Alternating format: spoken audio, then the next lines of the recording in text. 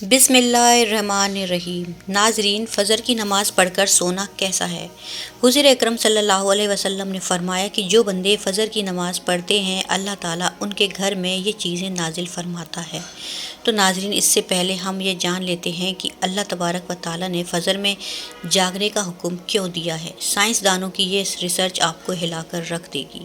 سائنسدانوں نے فجر کی نماز کے وقت پر ریسرچ کی کہ صبح کے وقت جاگنے سے کیا ہوتا ہے، تو تحقیق میں جو معلوم ہوا سن کر آپ بھی فجر کی نماز نہیں چھوڑیں گے۔ اور حضور صلی اللہ علیہ وسلم نے کیوں فرمایا تھا کہ اس کی فضیلت جان لیتے تو نماز کبھی نہ چھوڑتے، کیونکہ اللہ کے احکام کو بجا لانے اور ممنوعات سے اجتناب برتنے کا نام بندگی ہے، عبادت ہے۔ اسلام کے نزدیک عبادت کا مفہوم نہایت وسیع ہے، اور اسلام کا مطالبہ ہے کہ انسان کی پوری زندگی عبادت سے عبارت ہو۔ وہ اس طرح زندگی بسر کریں کہ اس کا ہر کام عبادت میں شمار ہو، اور اس کا واحد طریقہ یہی ہے کہ وہ اللہ کے بتائے ہوئے طریقے کے مطابق زندگی بسر کریں، ہر بات میں حکم الہی کو پیش نظر رکھیں، کیونکہ اسلام اس بڑی عبادت کے لیے انسان کو جن ذرائع سے تیار اور اس کی تربیت کرتا ہے اس عام میں اسے عبادت کہا جاتا ہے۔ اسلام کی عمارت انہی ستون پر قائم ہے۔ ارکان اسلام میں نماز سر فہرست اور پہلے نمبر پر ہے۔ ان تمام عبادت میں نماز کو جو اہمیت و فضیلت حاصل ہے وہ کسی بھی صاحب ایمان اہل نظر سے پوشیدہ نہیں ہے۔ نماز کی اہمیت کا اندازہ اس بات سے لگائیں کہ قرآن کریم کے ہر پیغام میں صلاۃ یعنی نماز کا لفظ حرف جلی میں موجود ہے۔ ایمان کے بعد سب سے اہم رکن جس کا مطالبہ اہل اسلام سے کیا گیا ہے وہ نماز ہی ہے۔ نماز مسلمانوں کی دینی پہچان اور امتیازی نشانی ہے۔ یہی وجہ ہے کہ قرآن اور حدیث میں اس کی ادائیگی پر بہت زیادہ زور اور ترک پر واحد موجود ہے۔ فرمان نبوی صلی اللہ علیہ وسلم کے مطابق نماز کی دین میں وہی اہمیت ہے جو انسانی جسم میں سر کی ہے۔ مومن اور کافر کے درمیان امتیاز کرنے والی چیز نماز ہے، لہٰذا جس نے اسے چھوڑا اس نے کفر کیا۔ یہ حدیث مبارک کے الفاظ ہیں۔ اس واحد سے اندازہ لگایا جا سکتا ہے کہ اسلام میں نماز کی اہمیت کیا ہے۔ جو جس قدر اہم اور ضروری ہوتی ہے اس کی وجہ آوری اور اجر ثواب بھی اسی قدر زیادہ ملتا ہے۔ چنانچہ نماز کا ثواب بھی اسی قدر ہے کہ انسان اس کا تصور بھی نہیں کر سکتا۔ لیکن 5 وقت کی نمازوں میں فجر کی نماز کی اہمیت اور فضیلت سب سے نمایاں ہے، اور اس کی ادائیگی پر اجر ثواب بھی دیگر 4 نمازوں سے زیادہ ہے۔ اس کی وجہ یہ ہے کہ فجر کے وقت دنیا نیند کے آغوش میں محو اضطراب ہوتی ہے اور خواب خرگوش کے مزے لے رہی ہوتی ہے۔ لوگوں پر غفلت اور سستی کی چادر تنی ہوئی ہوتی ہے۔ ایسے میں نرم و گرم آرام بستر کو چھوڑ کر اللہ کی اطاعت اور محبت میں بارگاہ الہی میں سجدہ ریز ہونا بڑا پرمشقت اور نفس کو زیر کرنے جیسا مشکل کام ہے۔ حدیث رسول اللہ صلی اللہ علیہ وسلم نے فرمایا کہ فجر کی 2 رکعتیں دنیا اور جو کچھ دنیا میں ہے اس سے بہتر ہے۔ صحیح مسلم حدیث نمبر 725۔ سوچئے، جب فجر کی 2 رکعت سنتیں کی یہ فضیلت ہے کہ پوری دنیا کی نعمتیں اور خزانے اس کے سامنے ماند اور پھیکے پڑ جاتے ہیں، تو پھر فجر کی نماز کا کیا عالم ہوگا۔ صحیح مسلم کی حدیث ہے کہ رسول اللہ صلی اللہ علیہ وسلم جس شخص نے صبح فجر کی نماز پڑھی وہ اللہ تعالیٰ کی ذمہ داری امان میں ہے، تو ایسا نہ ہو کہ ایسے شخص کو کسی طرح نقصان پہنچانے کی وجہ سے اللہ تعالیٰ تم سے اپنے ذمے کے بڑے میں کوئی سوال کرے، پھر وہ اسے پکڑ لے اور اوندھے منہ جہنم میں ڈال دے۔ صحیح مسلم حدیث نمبر 657، پیج نمبر 259۔ یعنی جو شخص نماز فجر کا فریضہ ادا کر لیتا ہے وہ اللہ کی حفاظت میں آ جاتا ہے اور اسے کوئی بھی نقصان نہیں پہنچتا۔ بخاری اور مسلم کی ایک روایت میں ہے کہ نبی کریم صلی اللہ علیہ وسلم نے فرمایا کہ جس نے ٹھنڈے وقت کی 2 نمازیں وقت پر پڑھیں، فجر اور عصر، تو وہ شخص جنت میں داخل ہوگا۔ یعنی آپ صلی اللہ علیہ وسلم نے فجر اور عصر ادا کر لینے والے کو جنت کی بشارت سنائی۔ ایک اور روایت میں ہے کہ صحیح بخاری حدیث نمبر 574 پیج نمبر 132، صحیح مسلم حدیث نمبر 635 پیج نمبر 251، رسول اللہ صلی اللہ علیہ وسلم نے فرمایا کہ جس نے عشاء کی نماز باجماعت ادا کی تو گویا اس نے آدھی رات کا قیام کیا، اور جس نے صبح فجر کی نماز بھی جماعت کے ساتھ پڑھی تو گویا اس نے پوری رات نماز پڑھی۔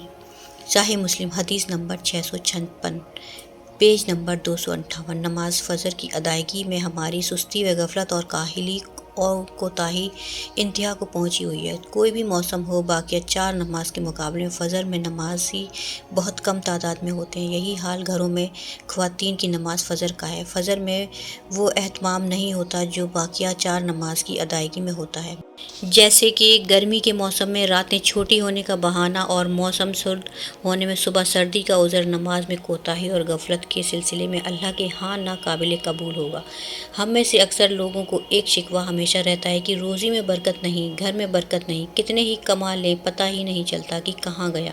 ہر وقت کوئی نہ کوئی پریشانی رہتی ہے، کبھی بیماری تو کبھی کوئی اور تنگی۔ اگر ہم اس تمام بے برکتی، تنگدستی، بے روزگاری اور پریشانیوں کو نماز فجر کی عدم ادائیگی کے پس منظر میں دیکھیں تو معلوم ہوگا کہ یہ سب بے برکتی اسی سبب سے ہیں کہ ہم نماز فجر کی ادائیگی میں ہر درجہ کوتاہی، غفلت، لاپرواہی اور سستی کا شکار ہیں۔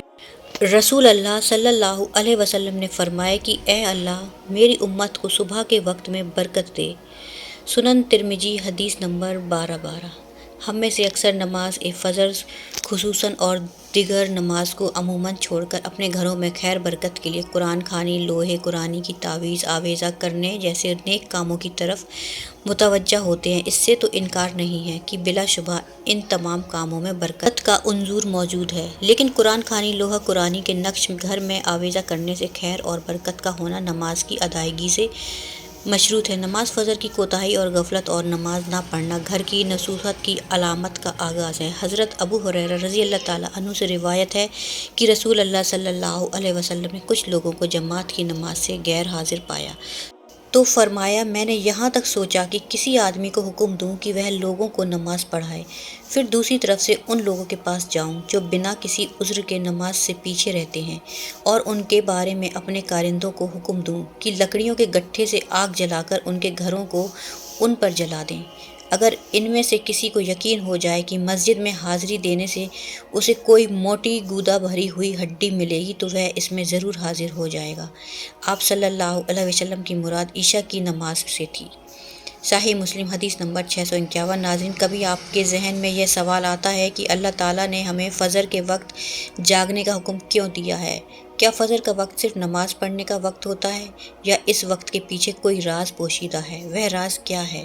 ناظرین، سب سے پہلے یہ پوشیدہ راز ہم آپ کو بتاتے ہیں کہ ناظرین یقیناً آپ کے لیے بھی نماز میں سب سے زیادہ مشکل نماز فجر کی نماز ہوگی، جس میں نیند کا غلبہ اتنا ہوتا ہے کہ ایک انسان مشکل سے اٹھ پاتا ہے، لیکن دن کے اس خاص حصے میں جو راز پوشیدہ ہے اسے جب آپ جان لیں گے تو یقین کریں آپ فجر کی نماز کبھی نہیں چھوڑیں گے۔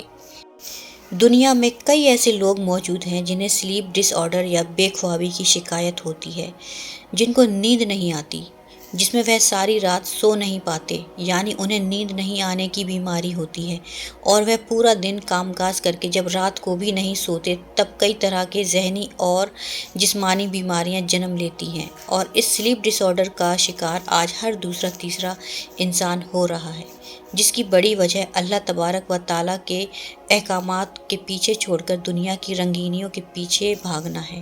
ساری رات جاگنے کے بعد فجر کے قریب کچھ دیر نیند آ جاتی ہے، لیکن وہ نیند جسم کو پرسکون نہیں کرتی، جس کی وجہ سے اکثر لوگ جاگتے جاگتے اور ہر قسم کی دوائیوں کے استعمال کے باوجود جب سو نہیں پاتے تو اللہ سے یہ سوال ضرور کرتے ہوں گے کہ اللہ مجھے نیند کیوں نہیں آتی؟ آخر کیا وجہ ہے؟ بہت کم لوگ ہوتے ہیں جو اس کیفیت میں اپنے اندر پیدا ہونے والی اس آواز کو سن پاتے ہیں جس میں ان سے کہا جاتا ہے کہ بستر سے نکلو، نماز پڑھو، اللہ کا ذکر کرو، اور یقین کریں جو اس آواز کو سن پاتے ہیں اور اس پر عمل کرتے ہیں انہیں تا حیات کبھی بھی سلیپ ڈس آرڈر کی شکایت نہیں ہوگی۔ رسول اللہ صلی اللہ علیہ وسلم نے رات اور دن میں فرشتوں کی ڈیوٹی بدلتی رہتی ہے اور فجر اور عصر کی نماز میں آنے والے اور جانے والے فرشتوں کا اجتماع ہوتا ہے۔ پھر تمہارے پاس رہنے والے فرشتے جب اوپر چڑھتے ہیں تو اللہ تعالیٰ پوچھتا ہے، حالانکہ وہ ان سے بہت زیادہ اپنے بندوں کے متعلق جاننا چاہتا ہے، کہ میرے بندوں کو تم نے کس حال میں چھوڑا؟ تو فرشتے جواب دیتے ہیں کہ جب ہم نے انہیں چھوڑا تو فجر کی نماز پڑھ رہے تھے، اور جب ان کے پاس گئے تھے تب وہ عصر کی نماز پڑھ رہے تھے۔ صحیح بخاری حدیث نمبر 555، صحیح مسلم حدیث نمبر 632۔ فجر اور عصر کی نمازوں کے اوقات میں سونے سے منع کرنے کے پیچھے بھی ایک بڑی وجہ ہے، اور یہ وہ وجہ ہے کہ سائنس کہتی ہے کہ صبح سورج طلوع ہوتے وقت اور شام کو غروب ہونے سے پہلے سونا نہیں چاہیے، کیونکہ صبح کے وقت زمین پر آکسیجن بہت زیادہ مقدار میں ہوتی ہے، جس وقت ماحول تر و تازہ ہوتا ہے، اور یہ آکسیجن آپ کو دن بھر فٹ رہنے کے لیے انتہائی ضروری ہوتی ہے۔ جو اس وقت سو جاتا ہے تو اس تازہ آکسیجن سے محروم رہ جاتا ہے، اور عصر کے وقت زمین پر آکسیجن کی کمی ہوتی ہے، تو اگر کوئی سو جاتا ہے تو اس کو آکسیجن کی مقدار کم ہی مل پاتی ہے، جس کی وجہ سے جب وہ جاگتا ہے، بیدار ہوتا ہے، تو اس کے سر میں درد اور طبیعت بوجھل ہو جاتی ہے، اور یہی بڑی وجہ ہے کہ دین اسلام میں ان دونوں اوقات میں سونے سے منع فرمایا ہے۔ رسول اللہ صلی اللہ علیہ وسلم نے فرمایا کہ وہ شخص ہرگز آگ جہنم میں داخل نہیں ہوگا جو سورج نکلنے سے پہلے فجر اور اس کے غروب ہونے سے پہلے عصر کی نماز ادا کرتا ہے۔ صحیح مسلم حدیث نمبر 634۔ نماز فجر کے بارے میں ایسے بے شمار فضائل اور بھی ہیں جن کو ہم نہیں جان سکتے۔ اگر انسان ان کو جان لے تو کبھی کوتاہی نہ کرے۔ آپ اس سے خود اندازہ کیجئے، اندازہ لگائیے کہ ایک طرف ان دونوں نماز کی اتنی فضیلت، اہمیت، اور دوسری طرف ان کی ادائیگی میں کتنی سستی اور لاپرواہی بڑھتی جا رہی ہے۔ ناظرین، کیا فجر کے بعد سونا جائز ہے؟ جی ہاں، فجر کی نماز کے بعد سونا جائز ہے، لیکن بعض علماء نے اسے ناپسندیدہ مکروہ کہا ہے، خاص طور پر اگر یہ روزانہ کا معمول بن جائے اور سستی و کاہلی کا باعث۔ اور رسول اللہ صلی اللہ علیہ وسلم نے فرمایا کہ یا اللہ، میری امت کے لیے صبح کے وقت میں برکت عطا فرما۔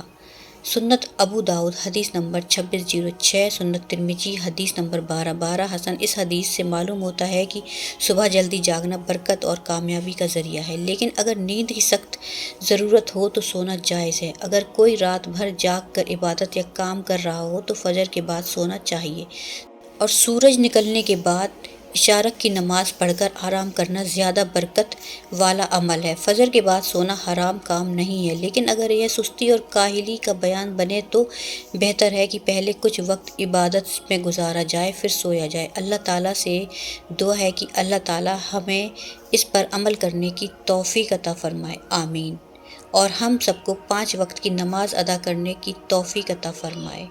ناظرین، کمنٹ باکس میں اللہ تعالیٰ کے 99 ناموں میں سے ایک نام ضرور ٹائپ کر دیں۔ ویڈیو اچھی لگے تو ویڈیو کو لائک کر دیجئے، شیئر کریں، چینل کو سبسکرائب کریں۔ اگلی ویڈیو تک اجازت دیجیے، خدا حافظ۔